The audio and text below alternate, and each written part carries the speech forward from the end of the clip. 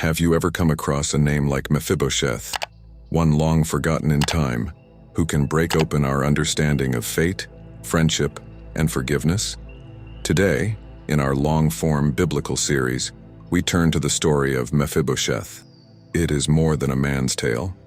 It is the story of how grace and loyalty impact and transform our lives through the years. Some solutions are simple, like remembering that nobility is earned, not born. Take Mephibosheth. If you know anything about King David and Saul, you have a sense of what happened in this narrative of human imperfections and divine grace.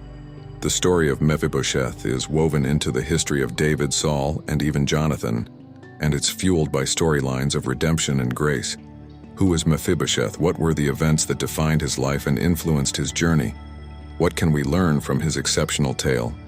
You are about to read a tale that is at least 2,000 years old, but if you let it, it will impart to you some eternal principles about the human spirit, the triumph of goodness, the humility of despair, and the persistence of love and loyalty. This is the story of Mephibosheth. To see what makes Mephibosheth's story so important, we need to step back. Way back. Back in ancient Israel, in times obsessed with warriors and prophets, when nations rose and fell on bloody battlefields, when, as the Bible expressed it, the just ruler saved the needy from the powerful, when all those qualities were personified in the figure of King David. David ascended to the throne only after the disastrous demise of Israel's first king, Saul, whose hostile and bitter end came in a bloody battle. In this maelstrom of royal intrigue and signs of God's calling, David developed a powerful and profound friendship with Saul's son Jonathan, who was his equal in combat training and as bright and gifted as his own. David and Jonathan's friendship harnessed a force and loyalty that overcame the hostility of their two houses and set David and Jonathan up as mutually supportive friends, even in the midst of war and its political consequences. Mephibosheth was born during these tumultuous periods. Jonathan, the son of Saul, had a son who was lame in his feet. His name was Mephibosheth. Now he was 5 years old when the son of Saul went to hide himself. But the nurse took him up and fled. And he went through all the territory of Israel until he came to the land of Abel Beth-Maachah. And Jonathan kidnapped a woman from the women of the town, and they informed King David about it. So he sent him into the house of a wife for him, and Mephibosheth lived in Jerusalem for many days. Then King David said, "Is there still anyone who is left of the house of Saul, that I may show him kindness for Jonathan's sake?" Now there was a servant of the house of Saul whose name was Ziba, and they called him to David. And the king said to him, "Are you Ziba?" So he said to him, "At your service." And the king said, "Is there not still someone of the house of Saul to whom I may show the kindness of God?" So Ziba said to the king, "There is still a son of Jonathan who is lame in his feet." Then the king said to him, "Where is he?" Ziba said to the king, "See, he is in the house of Machir, the son of Ammiel in Lodebar." So King David sent and fetched him from the house of Machir, the son of Ammiel, from Lodebar. Mephibosheth, the son of Jonathan, the son of Saul, came to David and fell on his face and prostrated himself. And David said, "Mephibosheth." So he answered, "Here is your servant." And David said to him, "Do not be afraid, for I will show you kindness for the sake of your father Jonathan. And I will restore to you all the land of Saul your father.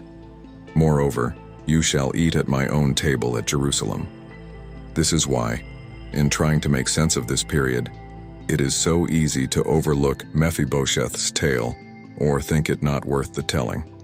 But only if we have a very shallow conception of what makes this period unique.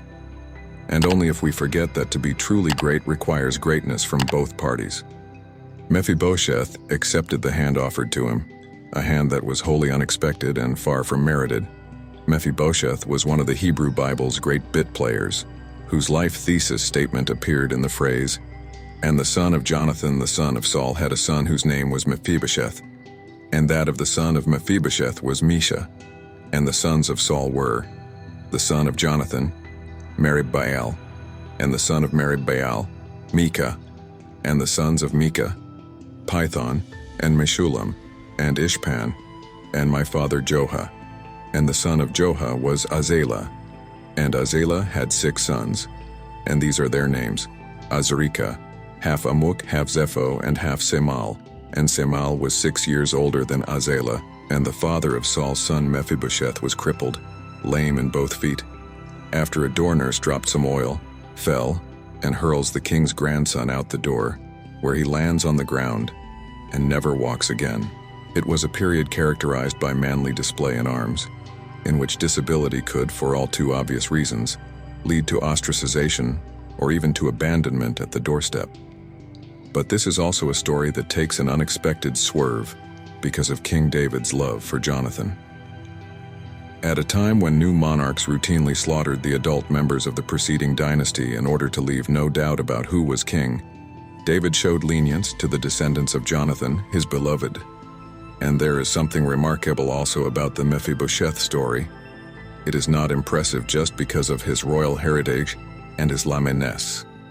It is impressive also because it shows so dramatically the changes in his fortunes that came with David's generosity. Hidden from public life in a distant province, Lodabar, meaning literally, hidden in the cut-off place, Mephibosheth was brought in from the margins to the king's court. Saul's estates were restored to him. And perhaps equally important for Mephibosheth himself, he was seated at the king's table, like one of the king's sons. This generosity to Mephibosheth exemplifies how such bonds of friendship and mutual loyalty between fellow courtiers and nobles' patrons could recursively endure and cure the rancor and vengeance engendered by dynastic rivalry. At the same time, this narrative, featuring redemption and the philanthropic power of politesse to regenerate a man and transform his life, is much more than an episodic chronicle of history.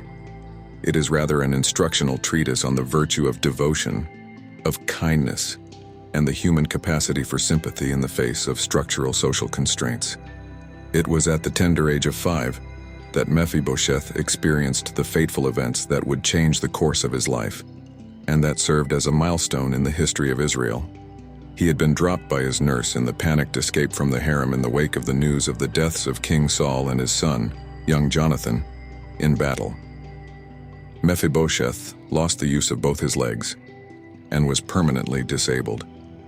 This accident was not just a physical disaster for Mephibosheth, but also the first of many setbacks and hardships that lay ahead in a kingdom in flux.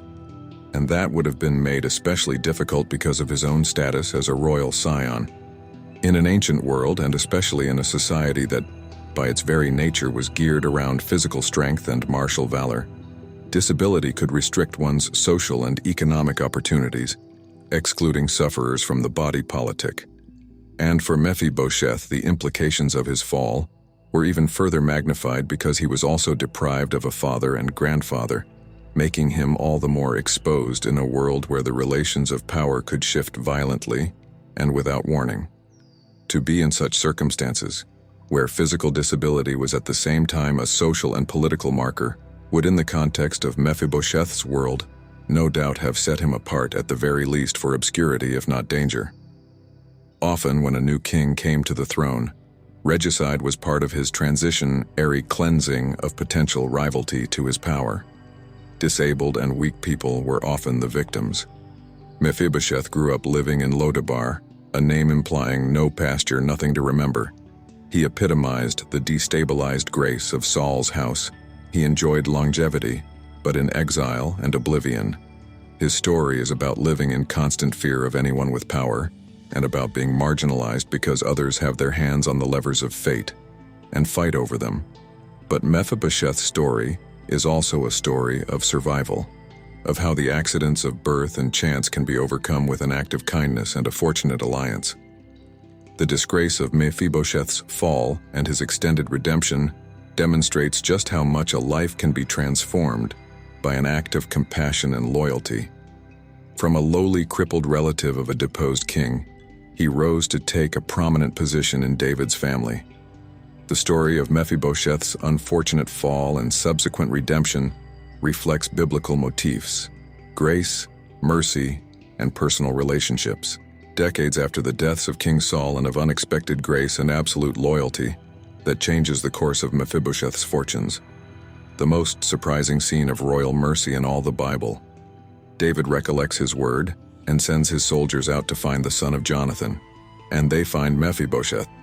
Just as we learnt in school when reading the Bible stories as children, David enters Mephibosheth's stall, sits down next to him, elicits a family greeting, and invites him to the royal table.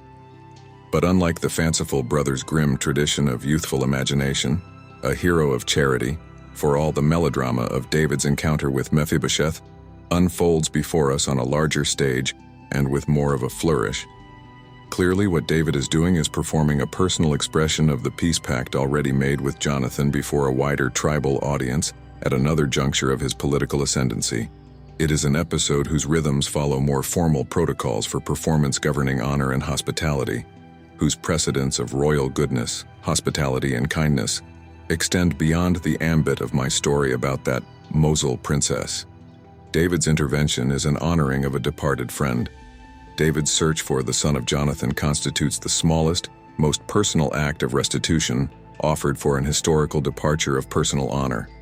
David's question led him to another solid servant, a man named Ziba, who said that Mephibosheth still existed, a child but crippled, who lies. So he sent for him. And the story, at this point, twists delightfully in the opposite direction that one might expect. To give you the high points, David showed no intent to clear the field of the rightful offspring of Saul. Even though in good Mosaic fashion there might well have been a good prima facie case for having Mephibosheth raised to the throne, David showed nothing even a little ambiguous about his good intentions. He had the son of the shaft-broken cornerstone brought into the tent. Mephibosheth probably shakily obeyed the summons. And there at the table the king sat, eager to go through the motions of restoring honor to the crippled lunchmeat. Their encounter is the scene of their relationship, the spontaneous and sensitive moment of feeling and symbolism. Then comes Mephibosheth, and he bowed and prostrated himself. And David said, "Do not fear, for I will indeed show you kindness for the sake of your father Jonathan, and I will restore to you all the land of Saul your father, and you shall eat at my table always." For the son of Jonathan in exile, in obscurity and fear, David summoning his name, for the daddyless boy, for the orphan and the refugee, not afraid but before him. Kind David restoring everything to the son of Saul. That would have been stolen breath, a gift from God. All the more remarkable were the next moves David made. He returned to Mephibosheth the whole territory that had belonged to Saul and his family, guaranteeing the boy's economic future, and just as importantly, reintegrating him into the community as a man of some status. And not only that, David brought him down to eat bread at his own table, making him one of his sons. What this gesture accomplishes and makes possible is nothing less than extraordinary. Israel's regular at the king's table, as Mephibosheth becomes literally, in every human material sense of the word, Saul's son, rising out of a corpse to the stature of a son of Jonathan, re-emerging from a subterranean state of shadow to the light of visibility. Mephibosheth's encounter with David is the final anthem to kindness, faithfulness, and fulfillment of old debts. It's also, on a deeper level, the perfect reintroduction and inimitable reminder of David himself, his commitment to justice and mercy, qualities that were at the heart of his reign and of much of the biblical history that was to follow after him. For Mephibosheth, this is to be his part, his destiny, not the warrior, and certainly not the king, but in the end, proof that grace and redemption rehabilitate failure and replace it with hope, a reminder of how kindness can mend the deepest wounds and restore the life-giving spirit that had been snuffed out in hopeless despair. David's generosity towards Mephibosheth and his return of Saul's land to restore his honor and place within society, gestures towards something deeper, beyond politics or social obligation, which could be described as gracious. Rescuing Kate's leg was a gracious gift, a gift that involves blessing or favoring another. It is gracious because it adds value to her life, restoring her freedom and dignity. If David had merely left Mephibosheth in his mother's countryside home, or asked him to serve at David's court, as we might expect given the conventions of ancient cultural assumptions that we see in the story of Petrus as well, he would not have been able to restore the boy to a place within the society. This kind of graciousness was revolutionary and countercultural, since kings in the ancient world normally used inherited power, in this case from the meeting of the tribal elders in chapter 4, verses 12 and 17, to expand their territory by killing threatening kin, including the lame and incapacitated, and especially the descendants of former kings. Sitting Mephibosheth at the king's table for a meal every day was a symbolic means of full acceptance into the royal family, and would have been unthinkable in Mephibosheth's position. It means making an ongoing commitment to a person's well-being for life, publicly declaring that they are a member of the family with value. David did good not because God had already blessed him, or because Mephibosheth had any good in him, but because he was a good king. In other words, divine grace has consequences and works through power, which is why when power acts out of outrage or compassion, it can lift up the least, transforming their lives to the highest standards of humanity. This story stands out for the familiar biblical motifs of redemption and reversal of fortune. Mephibosheth, characterized by his crippled identity and by the exile of his entire family lineage, is transformed, protected, and respected until death, not only because of his mentor Saul's fair treatment of him, but ultimately because of David's largesse.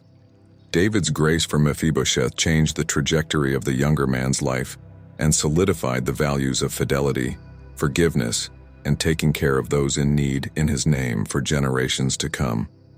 Mephibosheth is a tale of tragedy turned to grace, redemption, and plenty, a contemporary fabule.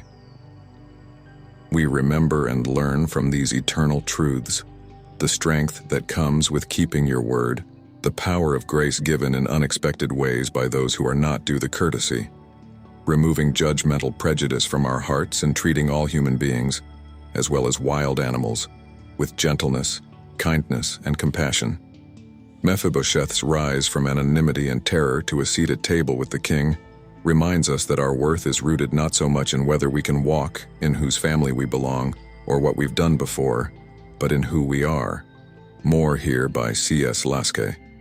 And think about what we might do differently if we were willing to offer more grace to others.